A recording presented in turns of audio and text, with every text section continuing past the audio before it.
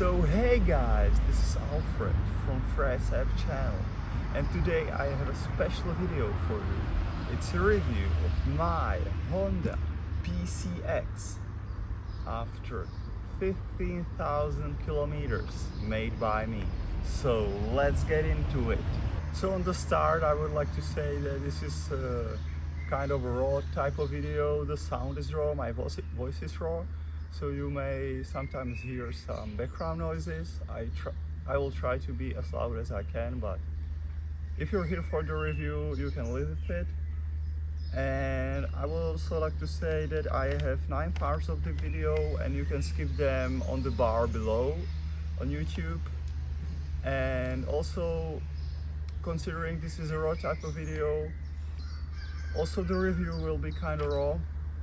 It will be based mainly on my emotions and how I really felt driving it.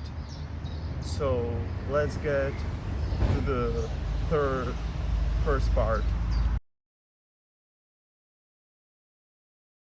To the visuals, this is the 221 version and goddamn it looks sharp.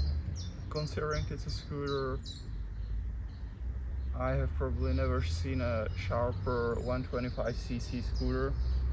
It's a bit more of a motorcycle than normal scooters because it has this central part here. But yeah, it's super sharp. But I had it now for 5 seasons, and this 226, the last season, I just wanted a bit more joy, so I bought some mods.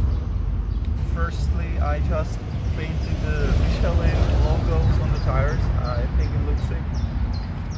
I also bought this see-through plastic for the rotor on AliExpress, some exhaust cover, and also I bought this windshield, which I'll be talking about later. Now to the windshield dilemma and fuel efficiency. When I was riding this scooter, with time I started pushing it more and more, and it got to the point that I was just squeezing the throttle as hard as I could, and it resulted in the thing that when you are buying it new, you get this just a small shield here which doesn't protect you at all. And a lot of people were telling me buy this big shield, but I wanted it to look sharp, and I wanted it to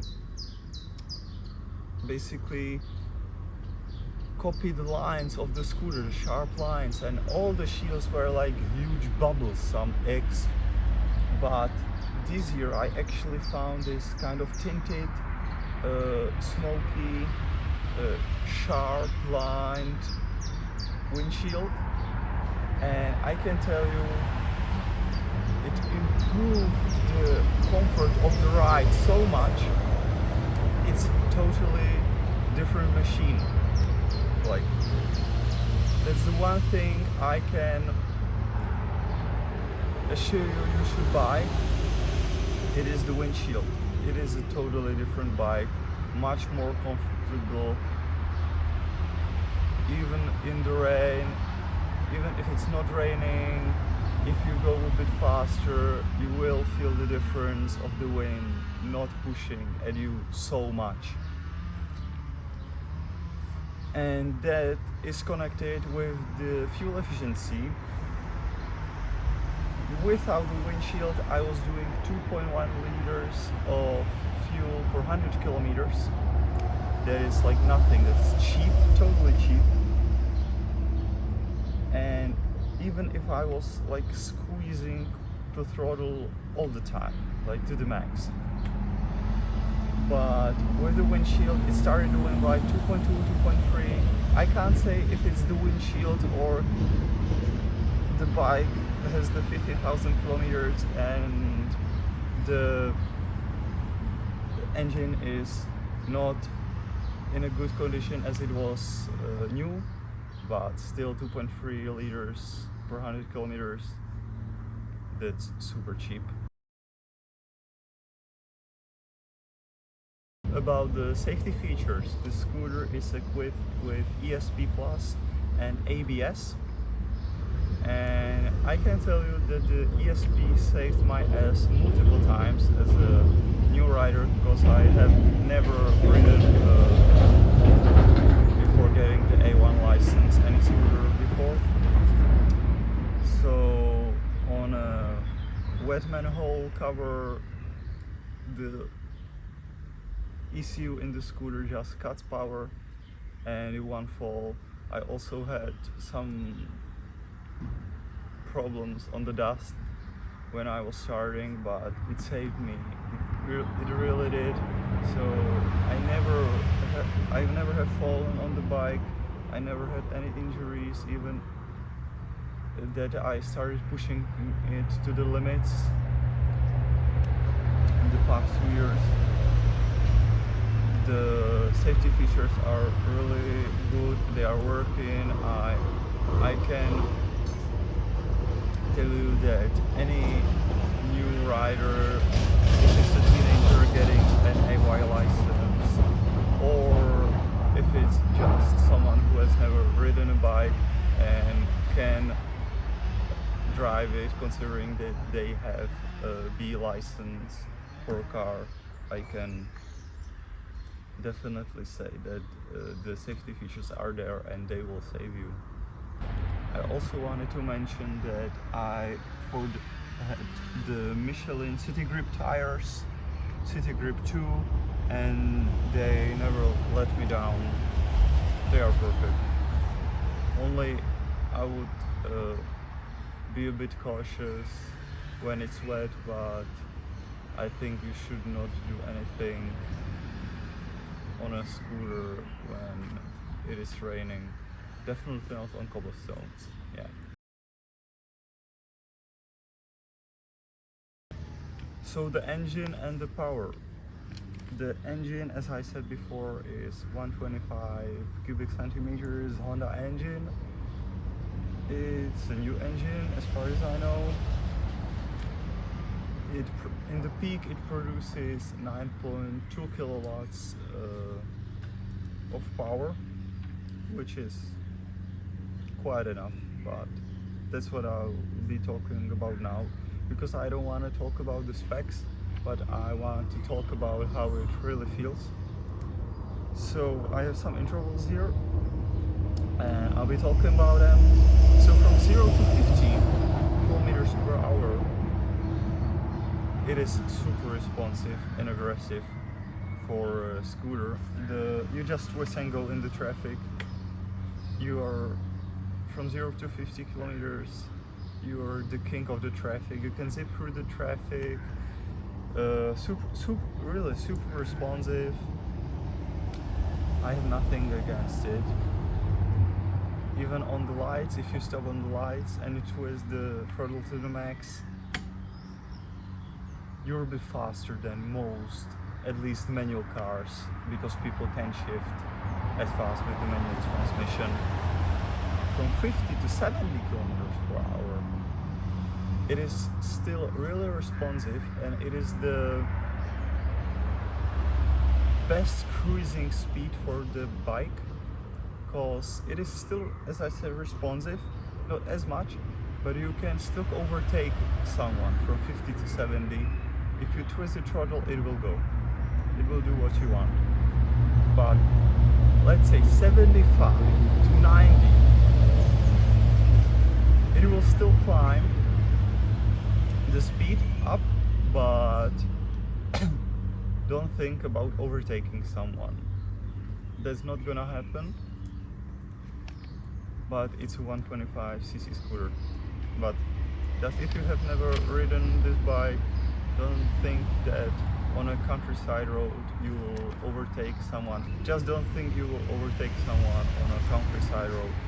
Over 90 kilometers, it still can climb up the speed, but it gets super lazy and extremely noisy. I know this is not a big bike, it's a 125cc scooter, so nothing much to expect, but that's why you should not expect it. And the maximum speed on the dash I hit was 117 kilometers per hour downhill. Don't expect this to do this on a flat road. Expect like 110 on the motorway, which is like 100 real GPS kilometers per hour. I would not advise you to take this on a motorway. I tried it, as I said, I pushed it to the limit.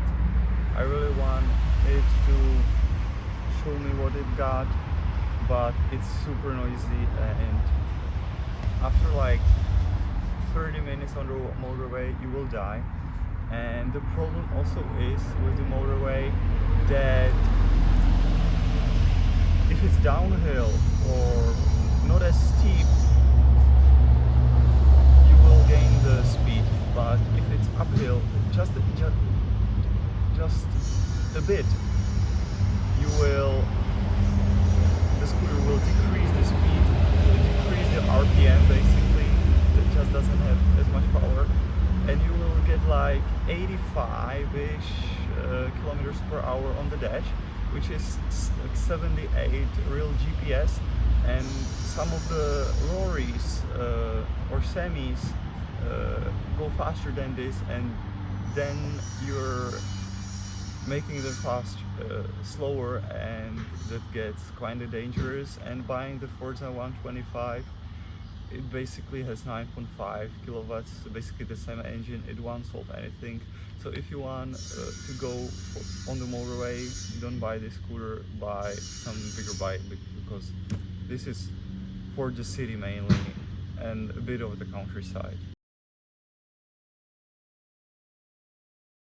Utility and storage. I bought this Shot SH 39 liters box. It can fit a full face big helmet. That was what I did with it. I also, with the helmet in, I could also put in my motorcycle jacket. So yeah, quite a good box. Why did I buy it? Because this was not enough for me. It would be enough if I didn't have a second passenger helmet, but I was carrying the full face, small size full face helmet here in the compartment under the seat, and with that in you can put some things, but they can't be quite big, they have to be small. So I just got this with also the backrest, and that is enough. And I think that's what you should do if you want to carry something. With this specification, I could go to the grocery store, buy anything, it would fit. The compartment under the seat is also quite long, so you can fit some long things. If you are a bit of a romance guy, you can put some rose in it, it will fit. And yeah, that's basically all about the box. And also about the utility, it can, the scooter can carry two people, but it's made for one. If you want to carry two people with a 125cc motor engine, you should buy the Forza 125. It is much better for the passenger. Here you can also carry the passenger. I've done it countless of times, but definitely not for long rides, like maximum of 20 minutes of a ride. And uncomfortable for the passenger, and also for the rider core. There just isn't many space, and you're arching like this. yeah, then it's not even safe. So if it's like some situation where you have to carry someone, you can do it. It also has these pads here for the feet, so it is equipped with that. You can do it, but not every day or every other day. Buy the Forza 125 for this. And about the scooter, it's just a joy to ride. I've lent it to my family, lent it to my friends on the parking lot, which even don't have a license, and they really said it's super easy to ride, super easy to control, really. It's foolproof.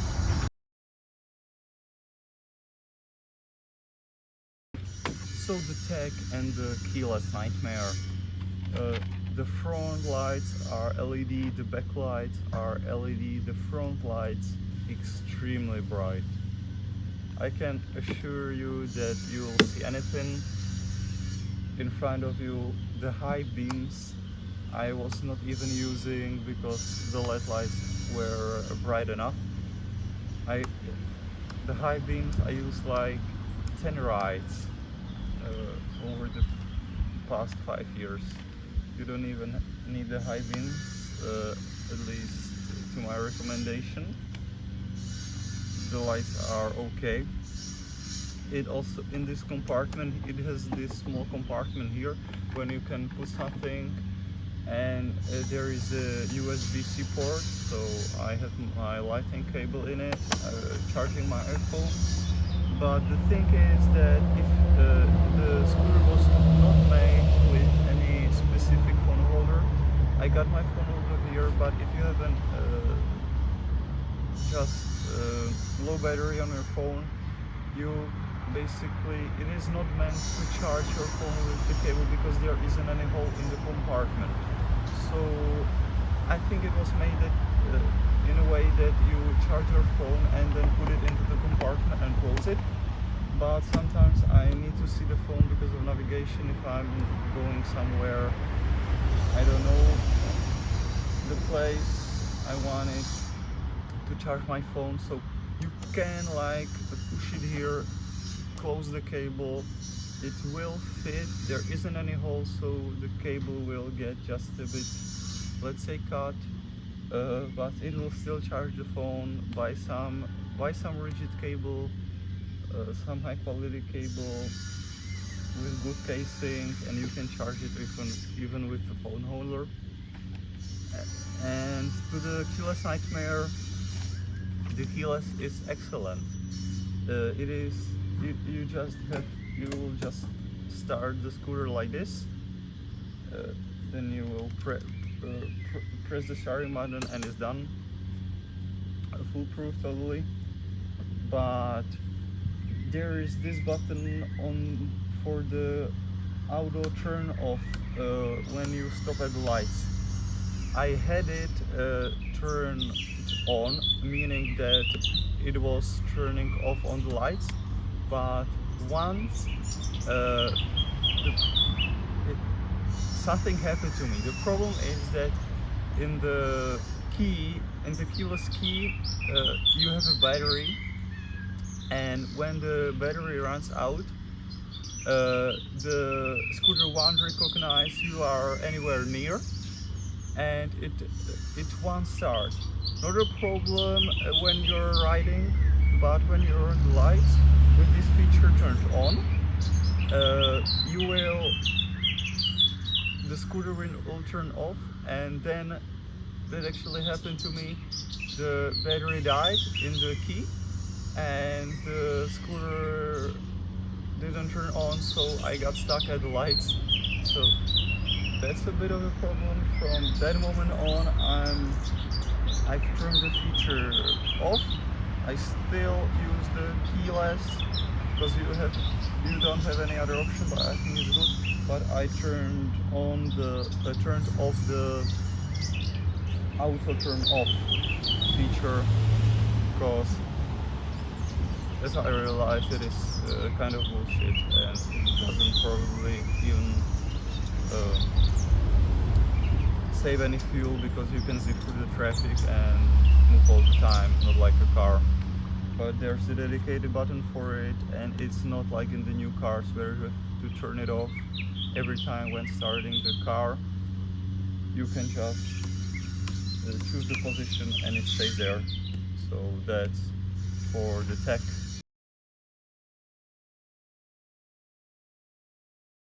What do you expect? It's a 125cc scooter. It sounds like a lawn mover, and I actually didn't realize it sounds as much as a lawn mover until like a month ago, when I was really pushing it on a countryside road, and I was doing like 100 on the dash, and a car overtook me, and the sound of the engine got back to me from the side of the car. And man, it is a lawn mover. It is. Let's be honest. This is a Euro regulated exhaust. It's a single cylinder. It's not a sports bike. Don't expect anything. I've actually seen some guys that had the exhaust modified. They had a like not street license exhaust. Then it sounds quite good. It's still one cylinder, not some sports bike sound, but it's quite like it can be good, but definitely not with this exhaust from the factory. But you're not buying it. I hope you're not buying it for the sound. So the last part, maintenance and reliability. So the service history, it was serviced every single season in the Honda dealership. Just regular oil changes and change of the brake fluid on the front brake. There's the drum brake, so no brake fluid there. After 12,000 kilometers, you should do the major service, which I did. There were new spark plugs, fresh oil, rear tire had to be changed because it was completely bald. Again with the Michelin City Grip 2. Front tire and brakes are still original after 15,000. I had zero mechanical issues. It's just bulletproof. It will just do the work.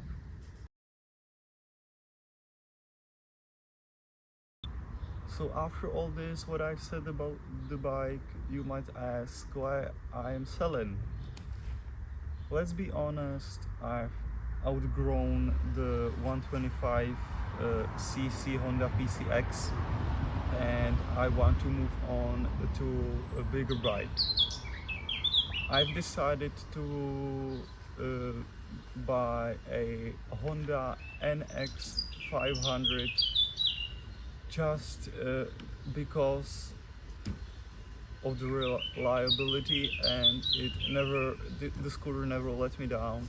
And I hope that with the Honda NX 500 it will be the same story, just a bit more exciting for me. It really proved the reliability, and I think it will definitely last another 50,000 kilometers, and another 15, and another 15, and another 15. The bike will be here if cared, if someone will care about it.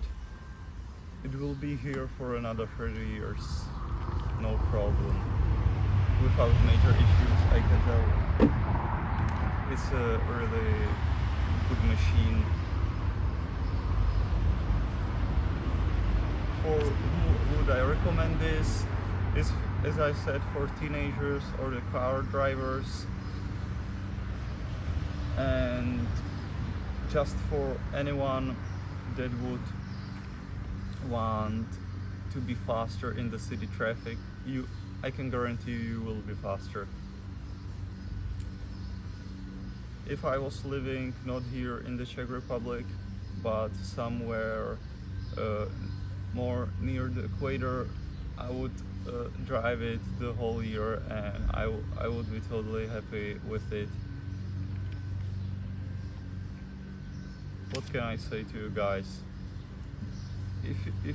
If you are considering it and you also are looking for another 125cc scooters, I think this is the best one. It has the power, the reliability, it looks sharp, design is perfect, you will look good if you care about this, so I can definitely recommend. So that's the end of the video. Give a like, give a subscribe. I also have a video from a couple of years ago when I tested the top speeds. You can watch it on my channel, and don't be shy to ask anything in the comments. I will reply to you as soon as I could. And I hope I helped you with this kind of raw type of video. I hope you like it. So thanks for watching, and see you in the next video.